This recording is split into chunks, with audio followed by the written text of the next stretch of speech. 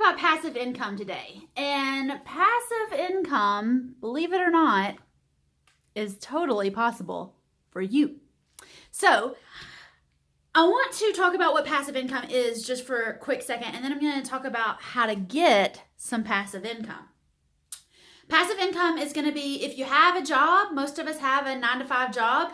A lot of us are making $100,000 a year. That's awesome. But in order to get that $100,000 a year, we got to go to work. Probably when somebody else tells us to, whether it's a boss or whether it's our clients because we have our own business.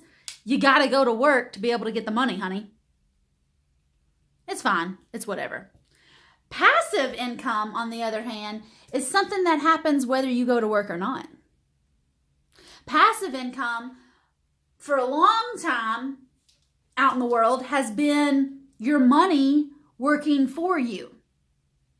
Does that make sense? You could have your money sitting in the bank and you could make 0.025% on it, and the bank will basically loan out that money and charge 5 or 6%. So you're making pennies and they're making dollars. But you can flip it and you can have your money in real estate making passive income for you. There's a couple ways to do this. My favorite way, because I'm a control freak, is to actually buy houses. Shocker, I know. But I buy houses. The name of my real estate firm is Whitney Buys Houses because Whitney buys houses. And you can too. So one thing that a lot of people don't realize is that you don't have to buy houses to get passive income. In fact, my very first deal was on a vacant piece of land in a failed subdivision. And I don't really make any money on that. But the very first deal where I started realizing that I could be a successful real estate investor, I still have this piece of property myself now. There's no house on it. Imagine that. A real estate investor who doesn't buy houses. But the name of her company is She Buys Houses. It's kind of weird, isn't it? Stay with me for a second, though. I promise this is going to make sense.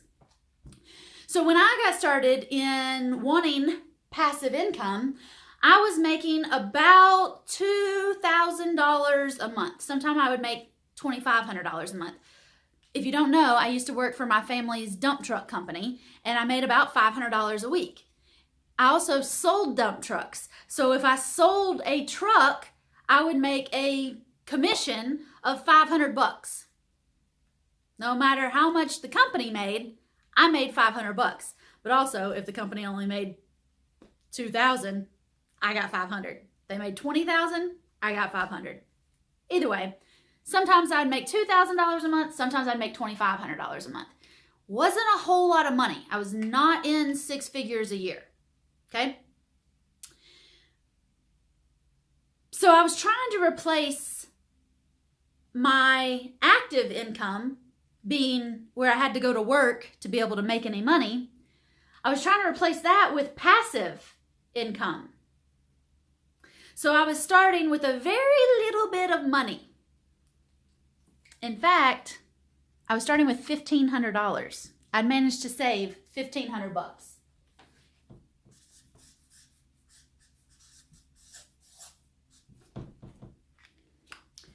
And with $1,500 of cold hard cash, I went shopping. And I was looking for anything I could buy for $1,500. And what I found was a half piece of industrial land in the city of Knoxville. It's very important that we have industrial land here, okay? Bought a half acre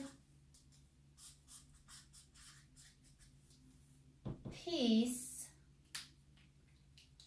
of industrial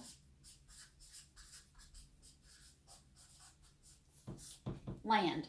Oh, I should put land there. Okay? Not a house. No house, just land, dirt, trees, and rocks. Okay? Half acre piece of industrial land. I bought it for $1,500. It was at an online auction. Anybody in the country Anybody in the world, anybody who had internet access could have found this lot and paid $1,500 for it. But I was the only bidder. I was the only person that was interested in buying this property. So I paid $1,500 for it. Now, I've got $1,500 in this land. I'm a brand new real estate investor. I've got these dreams and this pie in the sky view of life where I'm somehow going to be able to magically make enough passive income to replace my active income, replace my 9-to-5 job. And I was trying to replace $2,000 to $2,500 a month. $1,500 into a half-acre piece of industrial land, which I have a video on if you want to see what it looks like. I go out there all the time and do videos. But anyway, let me draw this for you. Here's a road. Okay? Here's the interstate. This is Prosser Road.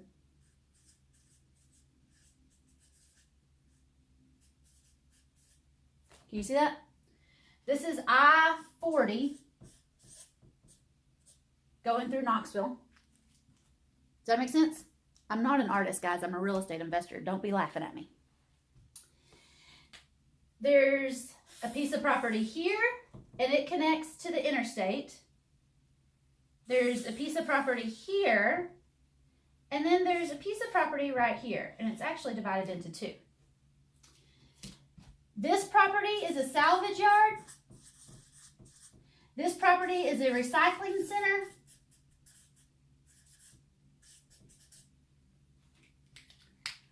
But this property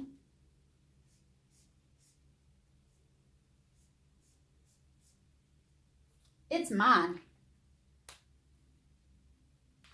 Those two little pieces there that I didn't realize were two pieces until after I bought it. It was selling as one lot. I bought this little slice of the pie.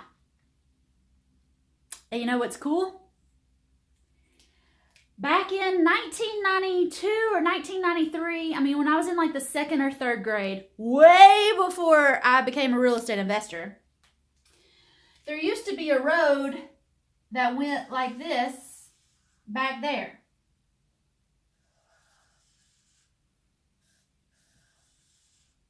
Okay? There used to be a house here. And I don't know what used to be here. There's railroad tracks here. But in 1992, 1993, the city of Knoxville decided that they didn't want to pave this little street anymore because there was just one little house on it. And maybe that house wasn't even standing there. In like the 70s or 80s, there was a house here. But the city decided they didn't want to keep up with this road anymore. So what they did is they gave the left side of this road, so just a regular road, maybe 20 feet across, they gave 10 feet on the left side to the recycling center, which means that the 10 feet on this side of the road became mine. This is where it's going to get really fun, guys. So after I bought this property and I closed on it and I gave $1,500 for it, I went down to the City of Knoxville Code Inspector's office and I was just kind of flirting around with the codes inspectors and talking to them and just, you know, networking. And I just happened to mention, I was trying to get the permits pulled on another house that I was working on that I was flipping for my mom. And I just happened to mention that I bought this piece of property on Prosser Road. Did they know anything about it? And that's when I found out that in the early 90s, the city had given the right side of this driveway to me. I didn't even know that when I bought it. It was like 6 months later. I hadn't done anything with this property. I just bought it. Well, you better believe that after the codes inspector told me that I owned half of this driveway, I was a whole lot more excited about this property because I'd been by this property and I knew that the recycling center had a building, basically right here where the center is. okay? And they would have trucks come out Prosser Road, and they would use this driveway, and they would come back here, and they would dump into this building. And then the trucks would come back out, and then they'd drive back, and they'd get on 40. Since the recycling center was using this road, the codes inspector told me, they were like, oh my gosh, Whitney, they would probably pay you to rent that driveway. I was like, wonder how much they'd pay. Codes inspector said, I don't know, go find out. So I left straight from the codes inspector's office. I went driving down to the recycling center's main office, because the guys that wear suits that run the recycling center, I mean, this is like a Fortune 500 company right here next to my lot. I went down to his office, which is not there. It's somewhere else in Knoxville. But I went down there and I said, hey, turns out you're driving on my driveway. And they had little containers that were like kind of up in, parked on, just a little bit on my lot. So I went in there and I said, you're driving on my driveway every day, and I want you to pay for it. I want you to pay me rent for driving on my driveway every day. I'll never forget it. He said, no, little real estate girl, that's not possible. We've been driving on this driveway since like the 80s or 90s. It can't be. And if it is, we'll just move our fence and not drive on your little slice of the driveway. I said, why don't you get it surveyed, find out what you want to do, and let me know. He said, okay, fine. So 2 weeks later, this main dude's secretary calls me back and says, yes, Miss Nicely, we've recently had the property over on Prosser Road surveyed, and it turns out we're driving on your driveway. We'd like to know if we could rent that driveway from you. I said, how much will you pay me every month? She said, well, we were thinking we could pay you about $250 every month. Y'all, I nearly spit out my water. I said, you want to pay me $250 a month to use my driveway? And she said, yeah. I said, okay, well, I've had this property, and I've had to pay the property taxes on it. Will you pay the property taxes for me every year? She said, how much are they? I said, $50. She said, yeah, we're a Fortune 500 company. We can afford $50 a year for your property taxes. I said, cool. I also want you to be in charge of any maintenance. Like if your trucks create potholes or anything, I want you to fix it. Like don't call me to come fix a pothole or to clear a tree out or anything like that. She said, Lord, no, honey, we'll be fine. We don't need you to fix anything. We'll fix it, no problem. I said, all right, last thing. $250 a month, you're paying taxes, you're keeping up all the upkeep on this property. I said, I've had this property for about 6 months now. Would you pay me back rent for the time that I've had it? She said, 6 months, that'd be about $1,500. Yeah, sure, we'll pay you $1,500 and then start paying you $250 a month. Guys, I negotiated, without realizing it, a triple net lease on my half-acre piece of industrial property. The very first time I got a check on this property, I got a check for $1,500. So in 6 months, I had all my money back. And then I was making $250 a month off the driveway. All right, so here's the driveway. And I was making $250 a month. They're covering taxes and insurance, or I don't have any insurance on it, I don't guess, but they're covering the property taxes on it, and they're covering any maintenance that needs to be done on it. And that was really cool, right? But $250 a month isn't exactly the $2,000 or $2,500 that I need every month, right? I need my passive income to be over my active income so that I can get full-time in real estate investing. So you know what I did? We let them rent the driveway and use it, and it was all good. Everything's fine. And then one day, my brother was out talking to one of his friends, and his friend needed a place to store dumpsters. And when I say dumpsters, I mean like when you're flipping a house and you get that dumpster that sits in the front yard so you can throw all your trash in it. Well, when those dumpsters aren't on a job site, they're not somewhere where somebody's flipping a house, they have to sleep somewhere. And they have to sleep in industrial land, which is what I have. So my brother's buddy now today parks his own dumpsters on our half-acre lot right there. So the dumpsters pay us $500 a month.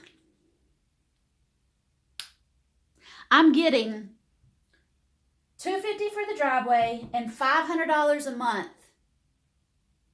That's totally passive income. That's $750 a month towards the good off a $1,500 investment that I got back in 6 months. The point of this story is to tell you that you don't have to buy houses. You don't need a lot of money. Most of you watching this video right now could find $1,500 to buy a piece of industrial land, to rent it, and make $750 a month. Guys, I don't know where you went to school, but I even went to public school in Tennessee, and I know that's $750 a month. If I can do 10 of these, that's going to be $7,500 a month, which is, what, 3 times as much as I needed to replace my passive income? To replace my active income? You can do these deals, guys. There's deals like this all across the country in every city and state. You just have to get creative and know how to find them.